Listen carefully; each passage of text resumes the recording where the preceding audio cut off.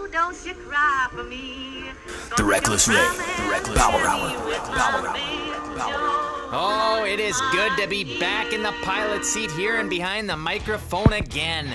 I never feel quite as energized as I do than when I'm bringing the fine folks of the Sunshine State a little beam of hope right here in Tampa about the latest news of the day. Do you feel it, Auggie? Do you feel the magic in the air? What? God damn it, Auggie! 10 seconds in and you already managed to screw it up. That's what I get for giving you a summer vacation. I should have known better. Well, I don't know why my mic was off, but okay. Can you hear me now? Yes! For God's sake, we can hear you, Auggie. What are you doing? I don't know what was going on there. It's almost like someone intentionally changed the settings on my microphone while I was gone. Yeah. Pushing your incompetence aside. How's your time off? If you're referring to the 7 days, 2 of which, mind you, were the weekend, that you forced me to take off for quote-unquote union reasons. Still not exactly sure what that meant. But they were good, I guess. Not really a summer vacation, more of a post-Labor Day break.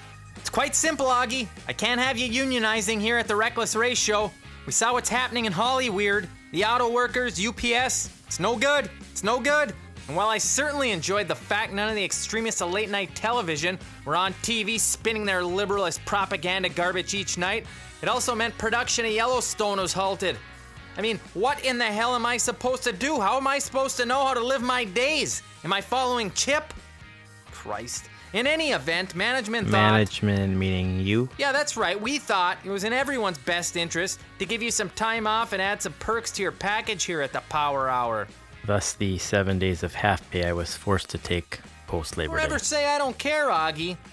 Or maybe you have something to ask me? You know how my vacation was? Okay, since you seem to be standing up and signaling here that you really want me to talk about you, I'm guessing you want me to comment on your new look? Well, I'll say you look different. I knew you had been losing some weight, but it seems like you really took things to a whole new level. Did you get liposuction or something? better. I started taking Ozempic. The baby fat is melting away like an ice cream cone on a hot summer day. Mixed in with my high-grade amphetamines, I'm down 30 pounds in 2 months. Finally, science being used for something useful. Weren't you already on Ozempic for your diabetes? Well, I wasn't taking it back then, Auggie. I just started taking it now for the weight loss. So you weren't taking a drug specifically made to manage your diabetes, but decided to start taking it because it helps weight loss. Yeah, that's right. Seems logical. And your diabetes numbers? Oh, I have no idea. But look at me. My God, I'm stunning. I mean, I was always ruggedly handsome, but that layer of baby fat was holding me back. Baby fat? You weighed close to 250 pounds. You're not a tall man. Yeah, but now, well, let's just say it. Lots of people are saying it. I look downright sexy. Yeah, because you know that's the important thing, not the diabetes or heart disease. You know I look good, Auggie. Say it. Say you have a wiry, alert look about you. I'm not sure I'd describe it as good or necessarily healthy. A bit of bulimic chain smoker vibe to you. But thinner, yes. I'll give you that. I'm fit as Okay, strange as it is to see you like this, I think it's probably best we get on with the show. You see my smile, Auggie? Did you see it? I'm glowing. I'm guessing now you'd like me to ask you something about your teeth, given you're pointing to your mouth and giving me that creepy look. I got caps. Pearly whites. Yeah, they're white. First time in the dentist in 30 years. Can you believe it? Now that I do believe. I don't know why everyone's always bitching about going to the dentist. Found it a wonderful time. All those slurping and suction sounds. It's like a night at the cat house after old Ray takes his paycheck down to the gentleman's club for some time in the VIP room. Oh God, that is disgusting. Did they put you under for all that work? Come now. Painkillers just to be unconscious? Where's the thrill? I demanded to be awake for all of it. Stared my dentist in the eye as she did her work. It's quite a sexual experience. Me, mouth open, she's yanking and pulling on things in there. My eyes locked on hers. Yeah, nothing awkward or uncomfortable about that, I'm sure. Well, that's what she said. Made me put on a goofy pair of sunglasses. Said I was making her feel unsettled. Sounds about right. But damn, I do look good. Thin, pearly whites. I'm even thinking of getting some plugs put in. And the diabetes, cholesterol levels, skyrocketing blood pressure. Any progress there? Now, how in the hell would I know? Do I look like a fucking chemist? Kind of seems like if you're taking Ozempic, maybe you'd have checked to see if it did anything more for your internal issues. Are you not seeing this? Are you not seeing me? My God, I'm stunning. Like some sort of fucking Greek god.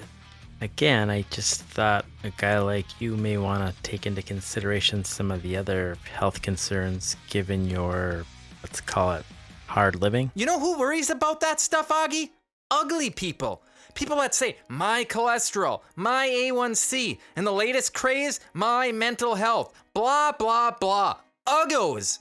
Uggos, all of them. You know, the biggest lie we tell kids these days is saying it matters what's on the inside. Looks, that's the ticket, Auggie. Anything else is just something ugly people say to make themselves feel better. Seems like a wonderful message to our younger listeners. What am I saying? Not like we're really getting the TikTok crowd on here, more of a plus 65 angry white men group. All right, I can see you're starting to sulk here. I get it. I look like this now and you look like, well, let's face it, a big potato. A big f***ing dull potato. Let's hear about it. What do you have to say? How was your vacation back in Minnesota? I was actually only there a couple days. I decided to head over the border to the Great White North and see what Canada has to offer. You went to Canada. Un-f***ing-believable. 200,000 people trying to cross the border illegally each day to get into this country, and you're the only one stupid enough to try to get out? What an idiot. I see your newfound looks have made you more of a delight to be around than ever. Good-looking people don't need to be pleasant, Auggie. Giving the uggos something to look at and admire is all that matters. For the non-sexy, they need to rely on personality, which, unfortunately, you didn't get personality either.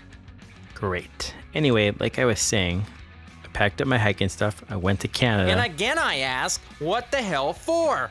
I thought it would be a nice trip across the border, fall season, leaves changing, but apparently Canada didn't want me either because my long weekend in the Great White North was sidelined rather early when they detained me at the border. They stopped you? Who, the Mounties? You got f***ing stopped by the Mounties? They don't have any real power. What did they do, track you down on horseback? Oh, it's a real border. There's a station, checkpoints, everything, and they have the power to stop people at the border. Though I'm not real sure why they decided I was the guy to make an example of. I mean, I hardly think anything about me screams trouble. Yeah, dull and white. What'd they think you were doing, smuggling knockoff Ralph Lauren polos into the country? God forbid the Canadian people have something not handmade?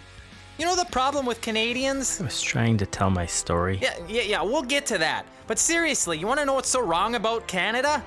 All that wasted space they got up there. Mountains, rivers, and they're just wasting it. No drilling, no gold, no oil, nothing. Just wasting all that commodity, trying to survive peddling maple syrup. And for f***'s sake, I hear they got a Wolverine problem. Honest to God, Wolverines. For Christ's sake, start shooting them. Wisconsin had a wolf problem. You know what that sensible state did?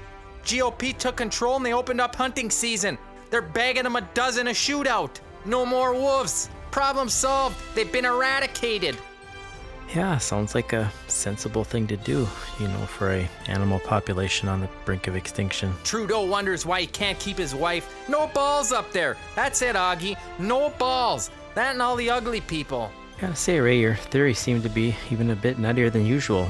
Has Fox News veered further into conspiracy under the new leadership, or what? Just the facts, Auggie. Just the facts. I'm glad you brought up Fox News because we have a lot to talk about in our next segment. The bills get paid around here by me taking hot takes on the political landscape, not you droning on and on about your backroom interrogation by the Mounties. Our patriotic listeners only care about America, Auggie. America! By droning, you mean the 14 actual seconds I started to talk about my trip before you somehow made it about you again. I didn't even get to tell listeners about the hike I went on to the top of Sleeping Giant. Sleeping Giant? I've woken up next to a couple of those in my day. I remember one in particular, Shoshone. I think she was Eskimo. Maybe he was Native American, frankly, I don't care, or know the difference. She was a powerful woman, though, I'll tell you that. Powerful. Thick, sturdy legs. What was that you were saying about getting to the news? You're right, Auggie. A gentleman doesn't kiss and tell. That's what you're calling yourself now? The point is, no one wants to hear about you or Canada.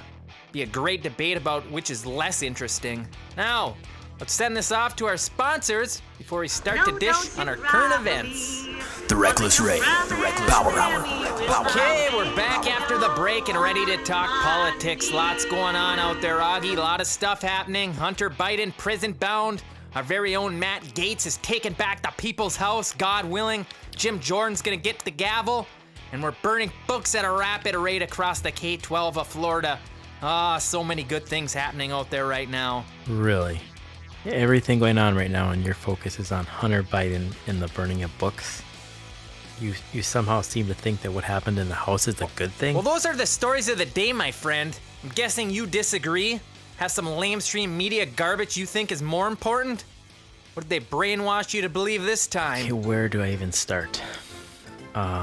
Trump, 4 criminal indictments, civil trial for fraud, the House inexplicably voting their own leader out, then deciding it was a great time to take a few days off with an impending government shutdown in the next 30 days with no functioning House, a war in the Middle East, and an auto strike.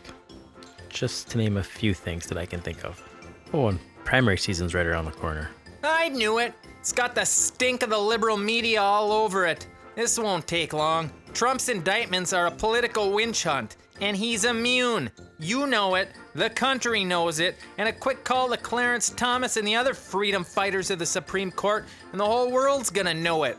Next, the House is finally doing the right thing for this country. Jim Jordan, much like Moses, will take us to the promised land. We've already explained that unions are useless. Much as I said weeks ago, the GOP primary is not a story, and there is, and always has been, only one horse in that race. Sorry, but I believe you spent weeks, actually months, fawning over Ron DeSantis and how it would be the battle of the titans between him and Trump, 2 great gladiators of our time. Any of that ringing a bell? You went on and on about how you're good friends with him. No, never said it, not once. What are you talking about? You spent all summer predicting it. I can play clips of you saying it. Why must you lie, Auggie? Does it make you feel important? I mean, honestly, how pathetic are you? Making things up all the time? I just don't get it. Oh my God, you've literally spent the last year gushing over DeSantis, saying he's the greatest thing since sliced bread. And now, because he's getting buried in the polls, he's suddenly a nobody.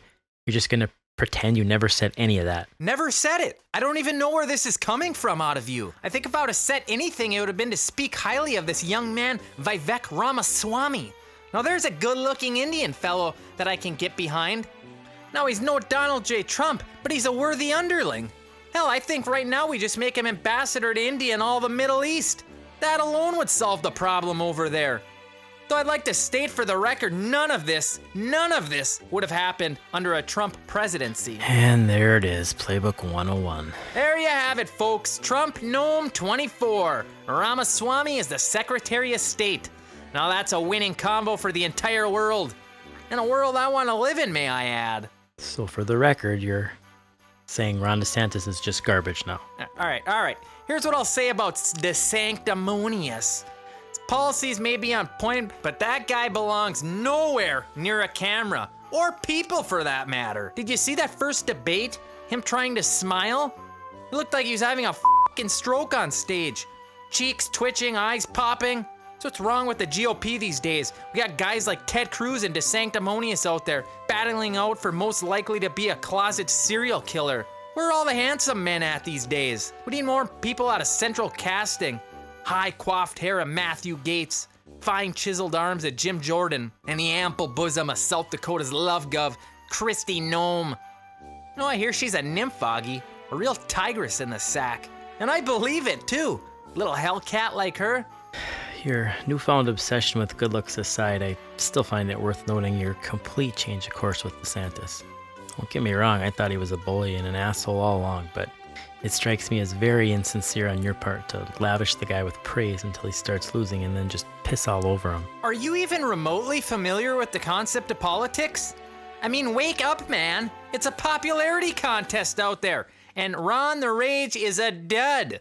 Reminiscent to you, I imagine. Sitting alone on the bleachers prom night 97, Jewel playing and no one to dance with. Just a couple of unpopular, unlikable duds. Awkward, ugly ones at that.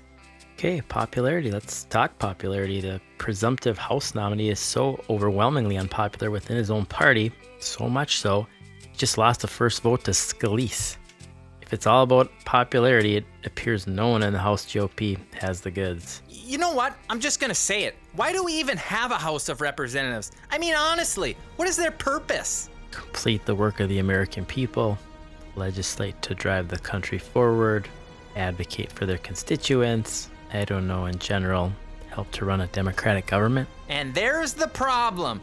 Too many cooks in the kitchen. It only takes one great chef to grill a great steak, and that's all you need. And we already have it in our savior, Donald J. Trump.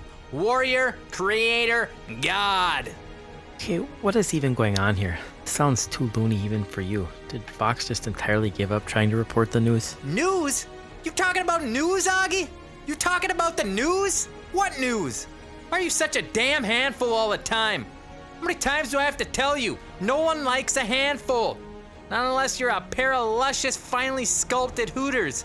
High-grade silicone. Though you may be a boob of sorts, Auggie, you're definitely being a handful. Now read my lips. There is no news worth mentioning out there without Donald J. Trump.